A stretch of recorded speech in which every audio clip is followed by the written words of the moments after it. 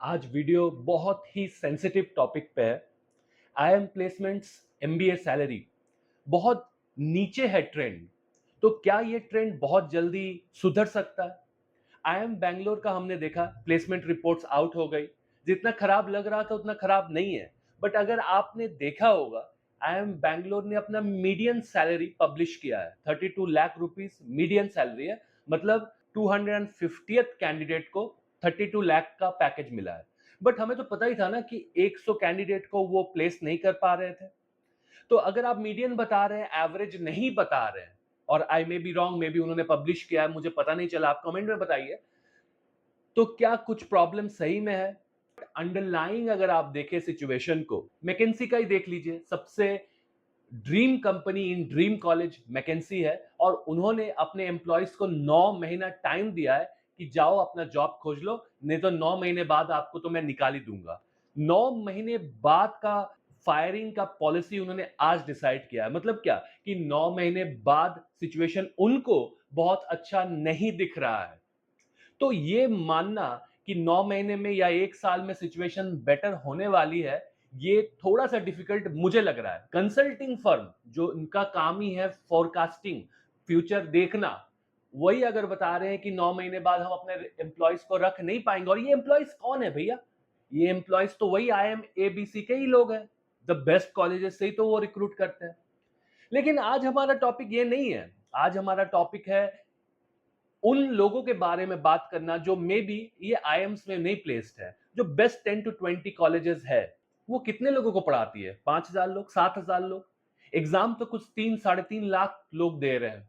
तो ये बाकी जो कैंडिडेट्स है जो कि इन टॉप 10-20 कॉलेजेस में नहीं पढ़ रहे हैं, उनके बारे में, उनके लिए ये वीडियो है, समझाने के लिए कि रियलिटी कितनी टफ हो सकती है। होगी नहीं, टफ हो सकती है। उसके लिए समझना कि आरओआई कैसे कैलकुलेट करते हैं अपने कॉलेज का, कैसे एक डिसीजन लेते हैं कि यार इस कॉलेज में जाना है कि नहीं जाना है, 1 साल और तैयारी करनी है या फिर कुछ और करना है ऑल टुगेदर, ये समझेंगे। एंड फाइनली ये समझेंगे कि यार सब कोई एमबीए के लिए नहीं बना है। तो आज अगर मुझे लगता है कि यार मेरा मैथ स्ट्रांग नहीं है, मैं कर भी लूं, 4-5 घंटे इन्वेस्ट कर भी लूं, तो 1 साल बाद भी मुझे कोई चेंज दिख नहीं रहा है, मेरा इंग्लिश अच्छा नहीं है, तो क्या फिर भी मुझे एमबीए के लिए ही प्रिपेयर करना चाहिए या फिर कुछ और करना चाहिए? ये सारी चीजों को हम लोग समझते हैं। तो हम लोग टॉप 20 कॉलेजेस का बात नहीं कर रहे हैं, उसके बाद का बात कर रहे हैं। तो एक अगर एवरेज सा कॉलेज ले और समझे कि उनका प्लेसमेंट जो वो करा रहे हैं, एवरेज प्लेसमेंट करा रहे हैं, वो आज 10 से 12 लाख रुपए का है। क्योंकि आईएमसी अगर देख ले, जो कि बेबी आईएम्स कहलाता है, उनका भी 15 to 20 के बीच में ही एवरेज प्लेसमेंट सैलरी आ रही है। तो मैं सोच सकता हूं कि if the college is beyond baby IIMs, then they are able to give only 10 to 15, मानते 12 लाख रुपए वो एवरेज एक कैंडिडेट को दिलवा पा रही है। इन 12 लाख रुपए में आपको 20% टैक्स देना पड़ेगा, करेक्ट?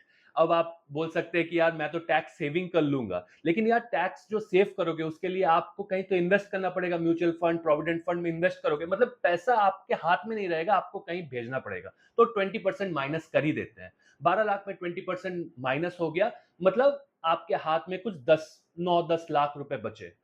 और मान के चलते हैं आपको और कोई माइनस नहीं हो रहा है सैलरी से, 9 लाख रुपए आपके हाथ में आ रहा है। मतलब महीने के एंड में डिवाइडेड बाई 12 करते हैं, 80,000 रुपए के लगभग हाथ में आ रहा है।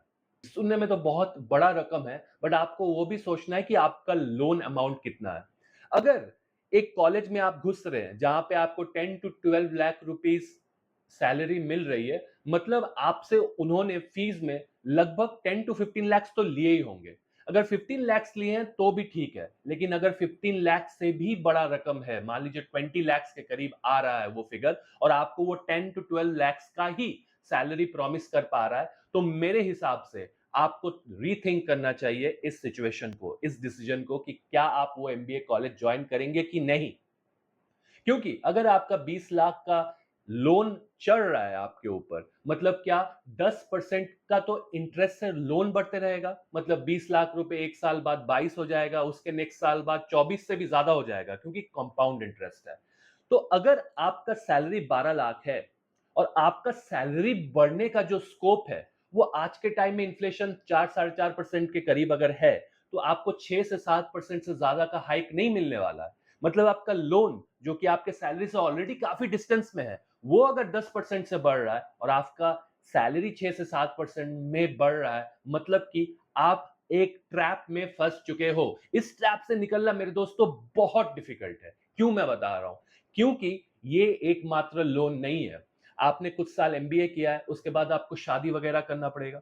मैं बता रहा हूं एक मेंस पर्सपेक्टिव से, एक शादी वादी अरेंज करने में भी कुछ पैसे लग जाते हैं, तो फिर वो पैसा कहां से आएगा? आपको वापस से एक लोन लेना पड़ेगा।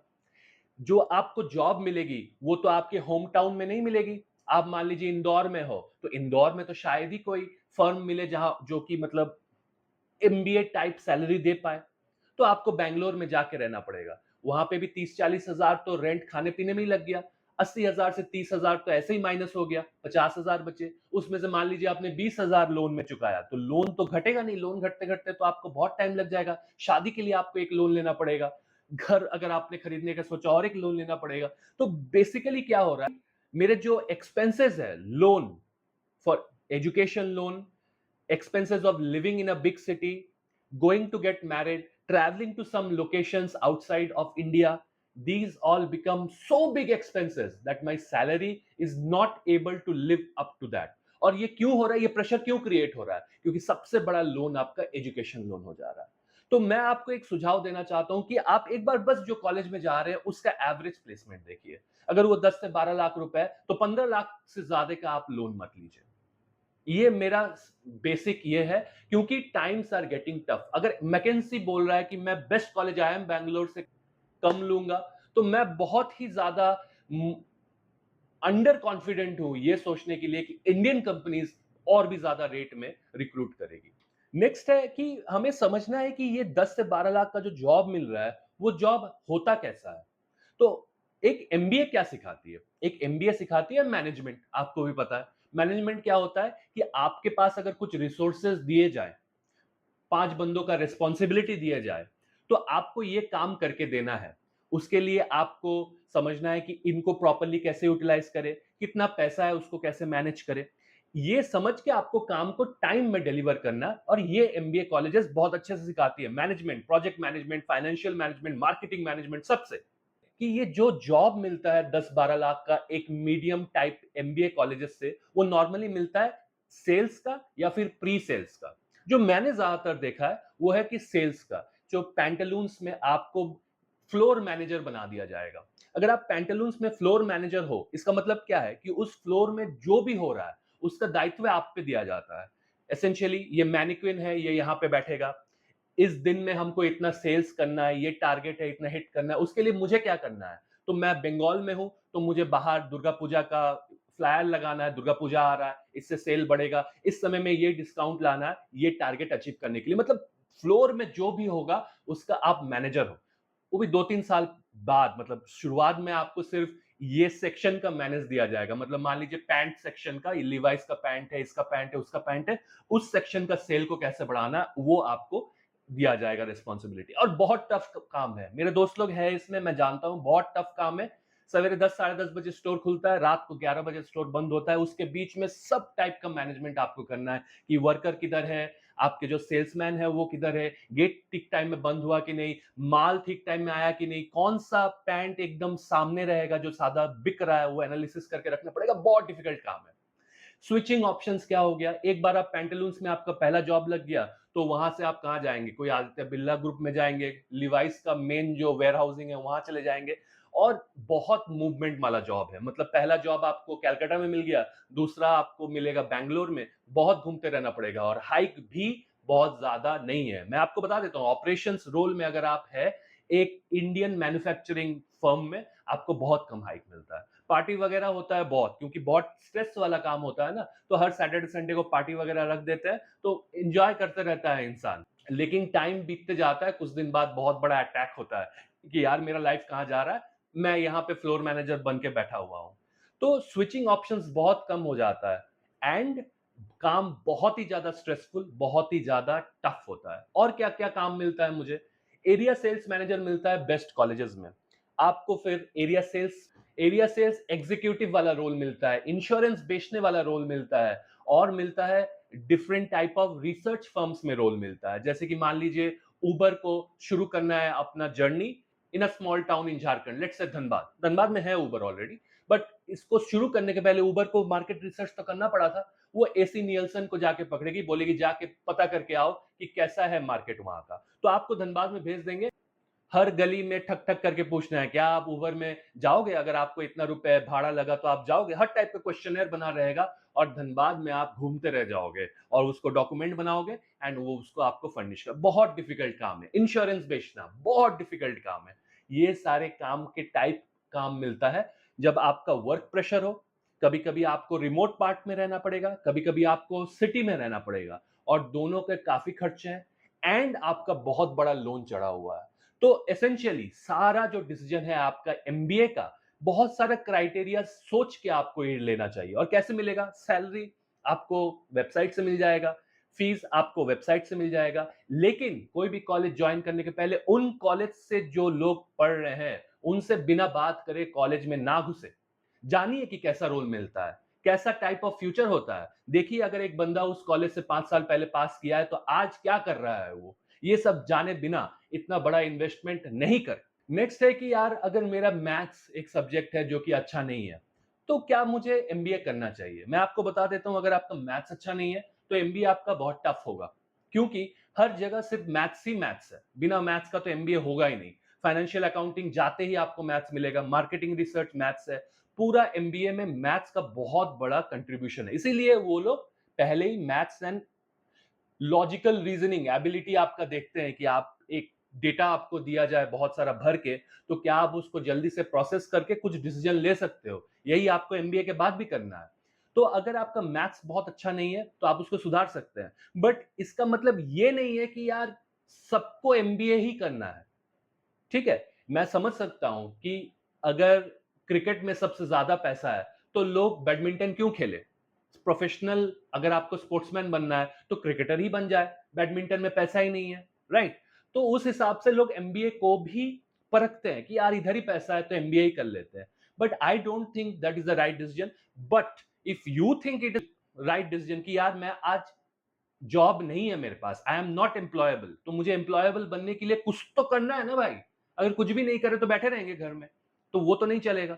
तो इसीलिए एमबीए एक जरिया है, यस, बट इसका मतलब ये नहीं है कि ये ओनली जरिया है। अगर मुझे इस वीडियो को समराइज करके खत्म करना है तो मैं सिर्फ यही बोलूंगा कि हमारे जैसे इन्फ्लुएंसर्स जो वीडियो बना के जो attractiveness of the MBA profile दिखा रहे हैं। लाइफ इज डिफिकल्ट, सबको पता है, चाहे आप एमबीए हो, चाहे आप बीबीए हो, चाहे आप डॉक्टर हो, हर जगह में डिफिकल्टी आपके लाइफ में है। लेकिन कितना डिफिकल्टी आप लेना चाहते हैं वो शुरुआत होता है एमबीए कॉलेज ज्वाइन करने के पहले ही, जब आप एवरेज सैलरी और फीस कितना है वो दो लाइन आइटम्स देखते हो। रिटर्न ऑन इन्वेस्टमेंट जो लोग बोलते हैं, वो रिटर्न ऑन इन्वेस्टमेंट यार एक साल में नहीं होता है। अगर मान लीजिए मैंने एमबीए नहीं किया होता तो मेरे लाइफ में क्या होता? मैं टीसीएस में था, मेरी कुछ 4 लाख की नौकरी थी। अगर मैं एमबीए नहीं कर रहा होता तो 10-10% करके भी अगर आप ऐड करते रहो तो फिर भी ज्यादा सैलरी नहीं होता मेरा। लेकिन जैसे ही मैं एमबीए करके निकला मेरा सैलरी 4 टाइम्स 5 टाइम्स हो गया। तो ये जो पुश मिल गया मुझे 2 साल में, अब उसके ऊपर मैं तोड़ तोड़ के खा रहा हूं। तो ये पुश के लिए मैंने एमबीए किया था, जो कि एक रीजन सबके लिए। आरओआई तो एक साल में नहीं कैलकुलेट हुआ ना, आज भी मुझे उसका बेनिफिट हो रहा है। लेकिन जब आप लॉन्ग टर्म में बेनिफिट देख रहे हो तो आपको अपना लाइफ भी देखना है कि कैसा लाइफ होगा। इसी में है ना लोग फंस जाते हैं और बहुत बुरा फंसते हैं। सैलरी इतना कम हो जाता है, इतने टफ एनवायरनमेंट में काम करना होता है जो सबके लिए नहीं है। ये जो रोल मैंने कुछ बताया, इंश्योरेंस बेचना, ग्राउंड में जाके सर्वेइंग करना, एक फ्लोर मैनेजर भी बन जाना, प्री सेल्स में भी रहना, सबके लिए नहीं है। लेकिन उस समय में आपको ये करना पड़ेगा, क्योंकि क्योंकि आपका बहुत बड़ा लोन है और बहुत लोग इस प्रेशर में बहुत ही ज्यादा मतलब कंप्रेस हो जाते हैं। घुटन वाली जिंदगी होती है, बहुत लोग छोड़ भी देते हैं। और ये जब वो छोड़ते हैं तो लोन वाला पैसा कहां से आएगा?